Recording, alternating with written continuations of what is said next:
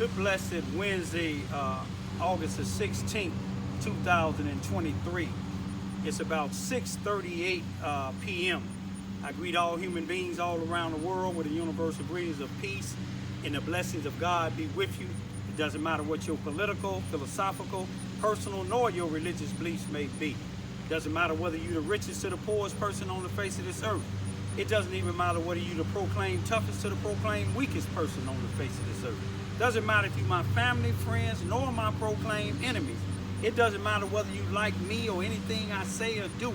You have constitutional rights. The first, 14th, and so many other amendments to the United States Constitution to think and do as you please, as long as you do it in a legal and non-violent manner. Today what I want to talk about is the Charleston R-1 school district here in Charleston, Missouri, Mississippi County.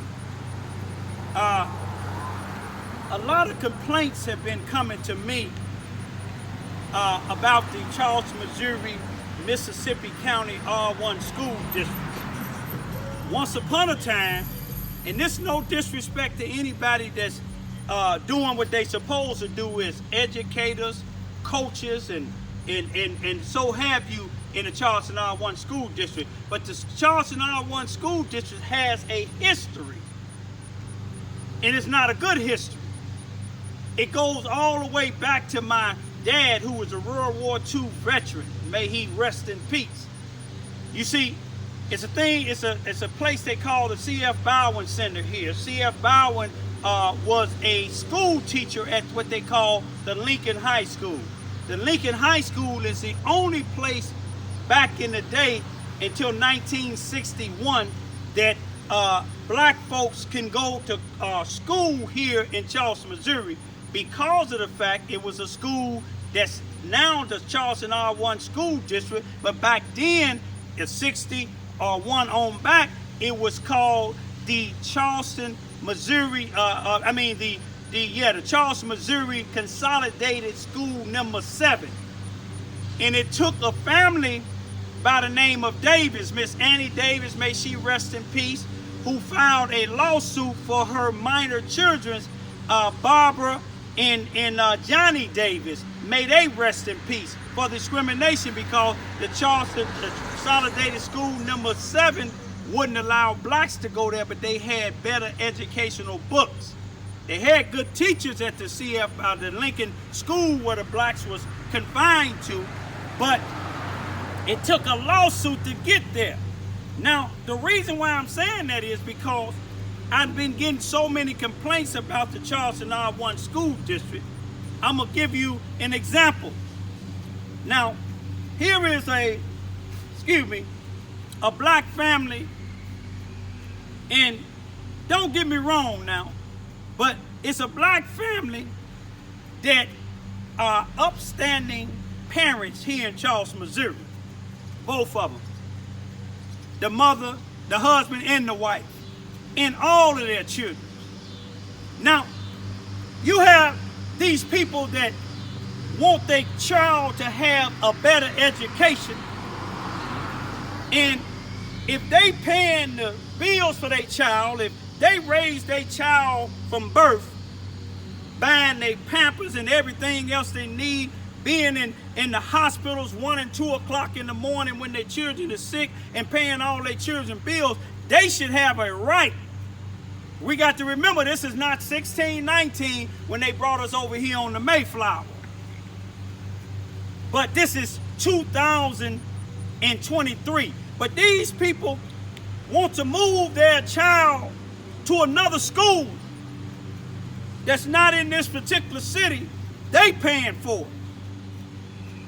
But here you have a white individual that's an athletic director. He wants to use their child not for his academics. I'm going to try to break this down with facts. Not because of his academics, but because of his sports ability. This white athletic director, which he's a principal now, I don't know if it's the high school or one of them, he's a principal now, I believe maybe at the high school, the Charleston R-1 school district here in Charleston, Missouri, Mississippi County. But he wants to fight to keep these individuals' child from going to another school in another city at their cost, not the school cost. And then he wants to make sure if they do send him out of, take him out of this particular school here in Charleston, that he won't be able to play sports in the next one. That's selfish.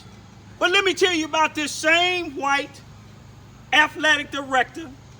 He's a coach too for the sports. Now, about 4 years or so ago, don't take my word for it, do your research. About 4 years or so ago, this same white athletic director moved a white family from Bell City, Missouri. That's where my mother, she was born in Forest City, Arkansas, but she was raised in Bell City, a little ways from Sikeston, Missouri. But he moved a white family here, the whole family, got them a house and everything, moved the whole family here to get their son on the baseball team here, the Squirrels, I think they call them. That reminds me, I got to go feed my squirrels in a little bit. But he can do that, he can move this family, but this black family wants to move their child, whatever reason it's for. Even though they said it's academics, whether it's academics or not, to get them to a safer place, they have that right. Why should these people have to go sit down with other people that don't pay no bills at their house? When their child is sick, they don't take their child to the hospital. You see what I'm saying? When their child is hungry, they don't feed their child, but these parents feed them, and then I give it to them because some of the parents, you don't see their children out here doing what some of these other black children, it's a shoot fit wear, beating on people's doors. I sit in the courtrooms on Tuesdays and Thursdays. I don't never see their kids up there. I see their kids as being productive citizens. Now, what I just explained to you with this one case, that's what you call discrimination. Not only discrimination, you call that dictating. Dictating what they're gonna do. I'm gonna show you something else. I want you to take a good look at this here. This is a letter from the U.S. Department of Education, Office of Civil Rights. You see who it's to? Raymond, Ivy, Charleston, Missouri. Now, this is something that steamed back from 2012 to show you how the discrimination is and how Charleston R-1 school district try to force some black people to keep their children in a school and when we don't feel that they are safe or they're getting the proper education. I had to go all the way to the FBI in St. Louis, then to the Department of Justice in Washington, until it reached, I wrote President Obama, a letter back in 2012, and then eventually the United States Department of Education in Washington, D.C. viewed my letter that I sent to the president then, the former president, Barack Obama. And my complaint was that what the Charleston R-1 school district allowed a bus driver to do something to abuse my then 5-year-old daughter, and they did nothing about it. The police officer never wrote a report.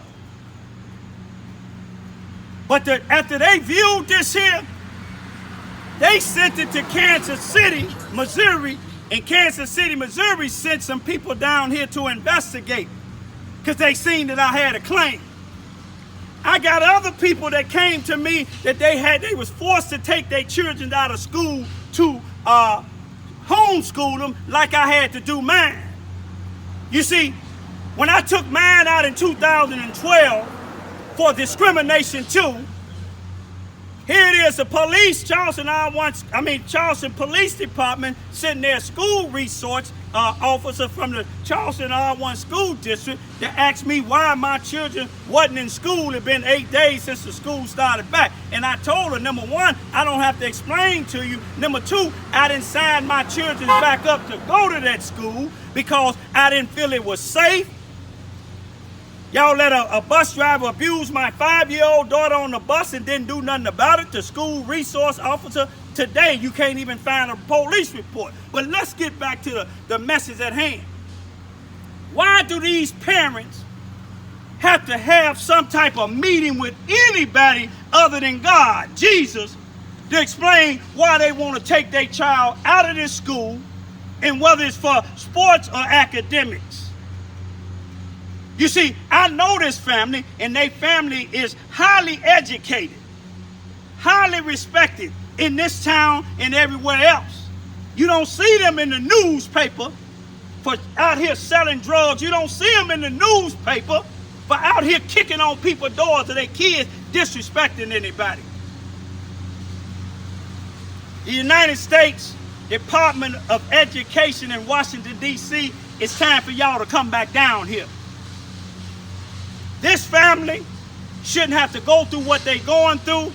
This athletic director, what he has shown me as an activist, as an ambassador of Jesus Christ, as a parent, as a citizen and resident of Charleston, Missouri, he showed me what was going on back in the early 60s, all the way back. It's still going on in Charleston, Missouri today. Explain to me why he can move a white family from Bell City, Missouri to Charleston, Missouri, and then put this young guy on the baseball team, the Squirrels. When this family here, they moving their own child. They don't have to live in another town, another city. If the school accepting them and they got the money to pay, they should be able to do it. But that's how Charleston R-1 school district, they operate. Let me show you how much they operate, how they operate on deception and evil. When I took my children out in 2012, I contacted St. Henry's, the Catholic school. They told me my daughter's name was 12 on the list. Every year they tell me they still the same. Then they finally told me they can't they can't get in because you got issues with Charleston R-1 school district. The Christian Academy, when it was on Kings Highway in Sykes, Missouri, they told me the same thing. But let's not let this family here, y'all, have to battle to explain to nobody why they want their child to go to another school. And I know it's to get a better education and make it more safe. Now, I know some people ain't gonna like what I'm saying, but when you get in positions in these schools, don't let them use you as your color to clear up or to try to cover up racism. What's going on in that case is racism and, like I said, dictatorship. This is 2023. A parent shouldn't have to explain to nobody why they want their child in another school. When they tried to do me, they didn't come back after I told them once. I don't have to explain to you. My child ain't going back in that school because it's not safe and they're not getting education. Now let me show you this here.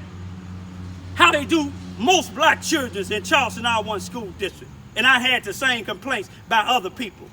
When my children was in kindergarten and first grade, they took a gifted child test, a hypo test, because they were so intelligent.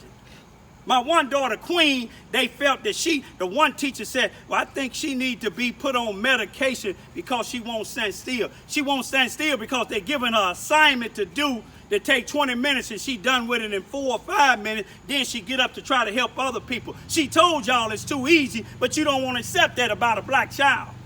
But both of my daughters took them hypo tests and passed it with flying colors. But then I get a letter back saying, although they are above average and above all the students in their classroom, however, they don't meet the Charleston R-1 school district criteria. What is the Charleston R-1 school criteria? Is it still like it was when the Davises, look up Davis versus Missouri. Look up Davis versus Charleston R-1 school district. Charleston Consolidated School number 7 in Mississippi County. I'm going to leave y'all with this here. Let's pray for that family. How many other families has been going through the same thing? How many black families had to take their children out of the school like I did and other people just to move them so they can be safe? Y'all see how smart my children are? Y'all see how mannerable my children are? They ain't got to worry about being discriminated in Charleston R1 school district. I'm going to leave y'all as I came with the peace and blessings of God. Peace be still.